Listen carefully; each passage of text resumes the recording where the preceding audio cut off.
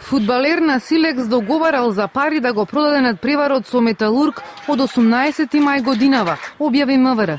Но не само што не го одржал ветувањето неговиот тим да загуби, туку во местенката ги вмешал и своите соиграчи кои добивале закани од македонско-бугарска фудбалска мафија.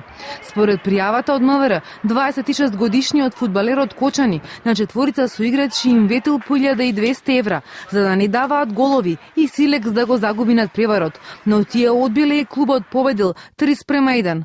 По ова колегата ги викнал во Пробиштип на средба со двајца бугари и двајца македонци, каде паднале закани по живот, ако не ги вратат парите што ги загубиле во облажувалница на овој надпревар. Едно од лицата им се пожалило најпрвин дека се обложувало на наведениот надпревар и изгубило 40.000 евра. Поради губењето на паричните средства од обложувањето, од четворицата фудбалери побарале да им бидат исплатени вкупно 15.000 евра, а остатокот од уште 25.000 евра требало да им биде исплатен од пријавениот.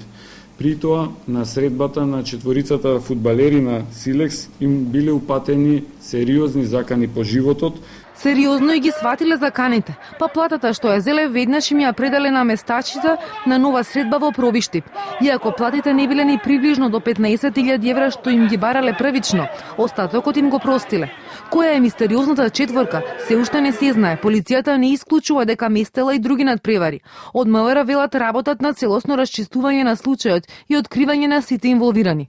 До овој момент осомничениот не го кажува нивниот идентитет, односно во извршениот разговор во полиција посочува дека истиот не ги познавал и дека тие сосем случајно му пришле и го договориле местењето на преварот. Откако ќе заврши идентификацијата и против нив ќе следуваат соодветни кривични пријави. Од МВР велат дека фудбалерот на Силекс не открил ниту дали и колку пари зел за да го намести надпреварот. За сега само тој доби кривична пријава за неовластено давање подароци. За местење на надпревари долго време се зборува како за јавна тајна. Ова е прв конкретен случај кој го разоткрива македонската полиција.